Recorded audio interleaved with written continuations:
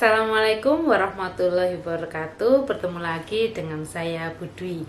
Pada kali ini kita akan membahas tentang diversifikasi produk berbasis rumput laut, terkhususnya untuk pangan.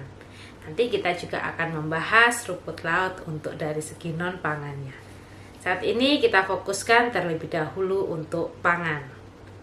Sehingga capaian pembelajaran mata kuliah ini adalah mahasiswa mampu mengetahui produk-produk turunan daripada rumput laut. Sebagai negara maritim, begitu ya, Indonesia kaya akan diversitas daripada komoditas hasil perikanannya.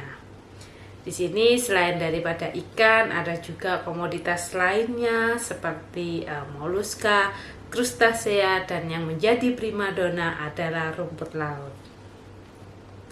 Rumput laut merupakan makroalgae yang termasuk dalam divisi Talophyta, yaitu tumbuhan yang mempunyai daripada struktur kerangka tubuh yang terdiri dari batang atau talus dan tidak memiliki daripada daun serta akarnya.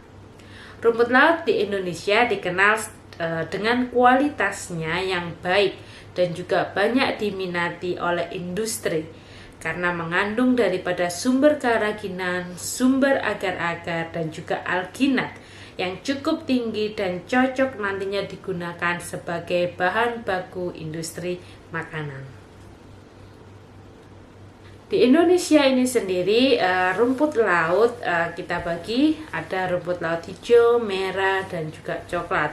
Di mana untuk rumput laut hijau ini terdiri kurang lebih 201 spesies, rumput laut coklat 138 spesies, dan paling banyak adalah rumput laut merah dengan 564 spesies. Di Indonesia ini sendiri sebaran produksi untuk industri rumput laut sudah sangat banyak dan menyebar di seluruh Indonesia, sehingga ini menjadi potensi nantinya rumput laut bisa kita ekspor dan juga bisa nantinya membantu menghasilkan devisa negara. Produk inovasi daripada rumput laut ini merupakan suatu proses begitu ya untuk meng-create atau untuk mengembangkan ide-ide bagaimana kita bisa memproduksi rumput laut baik untuk nantinya pangan ataupun juga non pangan, tidak hanya dari segi teknologi yang digunakan tapi juga dari kemasannya sehingga produk akhirnya ini menarik, berkualitas, dan juga memberikan manfaat bagi konsumen. Kita ketahui bahwasanya rumput laut memiliki banyak kandungan nutrien. Yang paling banyak di sini adalah kandungan polisakarida. Tidak terlepas di situ ada protein, ada vitamin, ada mineral, ada bufa, dan juga ada lemak. Rumput laut di Indonesia yang paling komersil adalah di rumput laut merah dan rumput laut coklat, di mana rumput laut merah ini banyak menghasilkan daripada karaginan dan juga agar-agar, sedangkan untuk rumput laut coklat ini menghasilkan daripada alginat yang tadi saya sebutkan bahwasanya itu sangat diminati oleh industri makanan.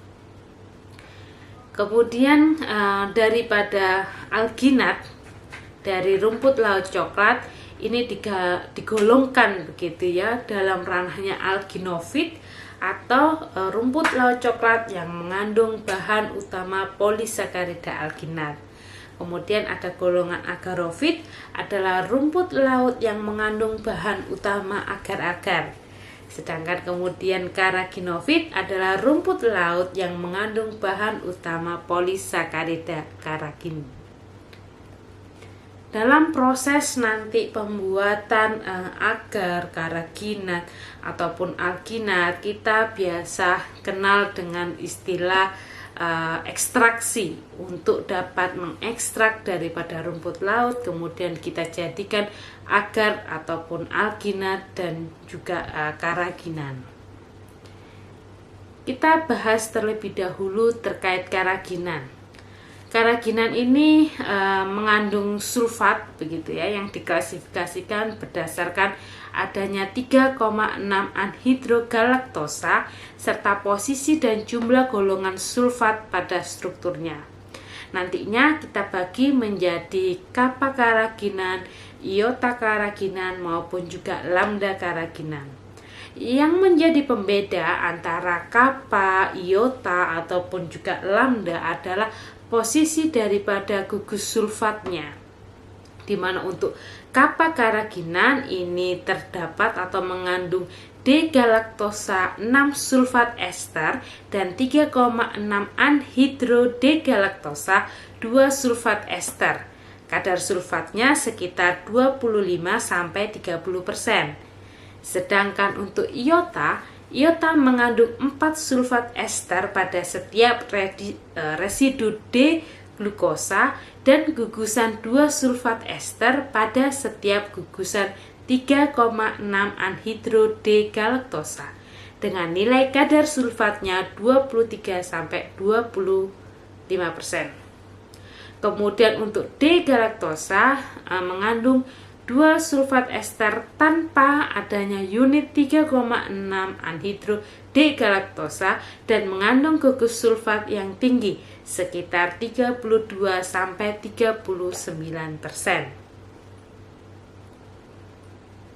Untuk pangan itu sendiri, rumput laut banyak mengandung komponen nutrien yang tinggi sehingga dapat diaplikasikan untuk pangan di masyarakat kita. Contoh pangan rumput laut yang sudah beredar di kita saat ini bisa dalam bentuk permen jeli rumput laut, mie rumput laut, nori, kemudian juga ada selai daripada rumput laut, dodol rumput laut, nata the seaweed atau nata rumput laut, yang dimana ini nanti dapat menjadi produk komersil di Indonesia. Misalnya kita contohkan untuk produk dodol rumput laut. Untuk dodol rumput laut sendiri ini prosesnya sangat mudah begitu ya.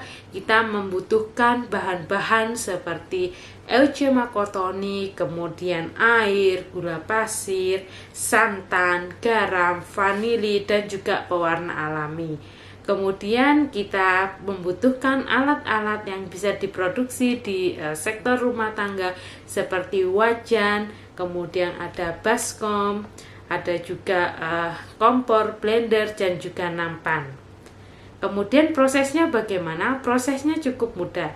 Yang pertama, kita harus merendam rumput laut dalam air selama 48 jam untuk menghilangkan mineral-mineral, kotoran-kotoran yang terkandung di dalam rumput laut yang bisa dijadikan sebagai pengotor.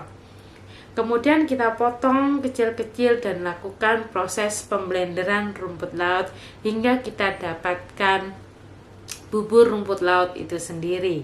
Kemudian kita panaskan santan dan gula pasir, vanili, garam sampai semuanya mendidih. Masukkan bubur rumput laut dan air, diaduk secara merata sampai nanti kalis. Kalis di sini artinya tidak lengket. Kemudian tuangkan ke dalam loyang, diamkan sampai menjadi padat, potong-potong sesuai selera dan dijadikan hasilnya adalah dodol rumput laut. Indikator keberhasilan daripada dodol rumput laut ini dilihat daripada mutu dodolnya, yaitu dilihat dari kadar gula minimal 45% dan kadar air maksimal 20%. Demikian yang dapat saya sampaikan.